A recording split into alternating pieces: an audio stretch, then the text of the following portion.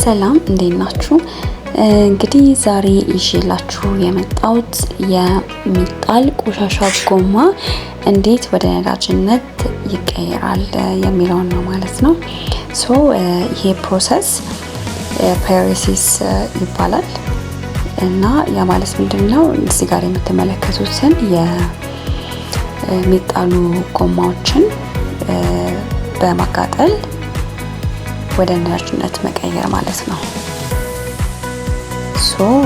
ያው እነዚህ መጀመሪያ ጊዜ የጎማውን ማስተካከል ቅርጹን ማለት ነው መቆራረጥ አለበት።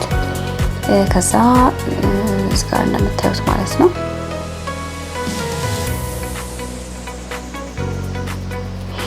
ይሄንን ይመስላል ካለቀ በኋላ ከቆራረጡት በኋላ ማለት ነው። ከዚህ በኋላ ወደ እዚህ ጋር የሚያቃጥሉበት ይከቱታል ማለት ነው። በነገራችሁ ላይ ይሄኛው ማሽኑ ማለት ነው ምንም አይነት አየር አያስገባም፣ አየር መግባት የለበትም ማለት ነው።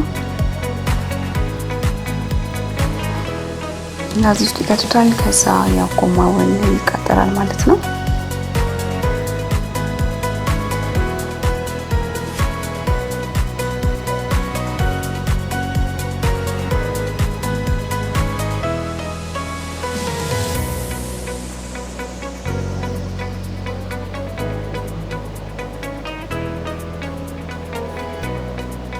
ያው ካስገቡት በኋላ እንደዚህ ነው የሚሆነው። ወደ ውስጥ እንዳለ ገብቶ ካለቀ በኋላ ማለት ነው። ከዛ ያው አየር እንዳይገባ አድርገው በደንብ ነው የሚቆልፉት ማለት ነው።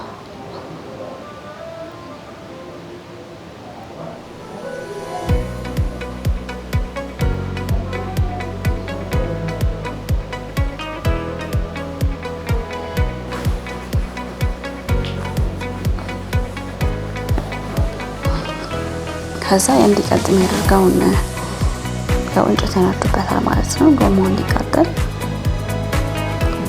ከዛ ያው ጎማው ይቃጠላል ማለት ነው። እንደዚህ መልኩ ያው ጎማው ይቃጠላል ማለት ነው እና ምንም አይነት አየር አይገባበትም።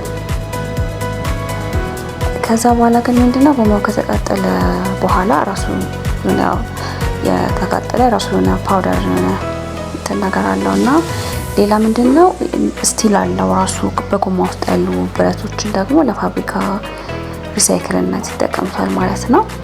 እንግዲህ በጣም በሚገርም በሚደንቅ ሁኔታ እዚህ ጋር እንደምታዩት ነዳጅ ወጥቷል ማለት ነው። ይህንን ነዳጅ ደግሞ የሚጠቀሙ ፋብሪካዎች እና ደግሞ የኤሌክትሪክን ለማመንጨት ይጠቀሙታል ማለት ነው። እና ፓይሮሲስ ፊውልድ ኦይል ይባላል። ይህንን ይመስላል ነዳጅ ሆኖ ሲወጣ ማለት ነው። እና እኔ በዚህ ፕሮሰስ በጣም ነው የተደነኩት። እናንተ እስቲ አስተያየታችሁን ካለ በዚህ መንገድ አሁን ነዳጅ ማውጣቱ በጣም የሚደንቅ ነገር ነው ማለት ነው። አሁን ከዚህ በኋላ የሚያወጡት ምንድነው? ኦልሬዲ ጎማው ተቃጥሏል። ውስጡ ደግሞ ያሉ እነዚህ ብረቶች አሉት ማለት ነው። እነሱ ብረቶች ደግሞ ይወጡና ለፋብሪካ ሪሳይክልነት ይሆናሉ ማለት ነው። በቃ ምን ውስጥ የሚደረግ ነገር የለም። በነገራችሁ ላይ ይሄኛውን ፓውደር ራሱ ለሌላ ነገር የሚጠቀሙት ይመስለኛል አስበው።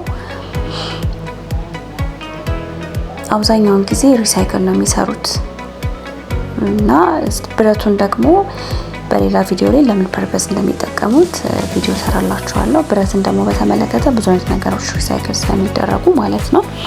ስለዚህ እነዚህንና የተለያዩ ነገሮችን የቢዝነስ ሀሳብ ሊፈጥሩ የሚችሉ ሪአክሽኖችን ይዤላችሁ ቀርባለሁ ፋብሪካን በተመለከተ ማለት ነው።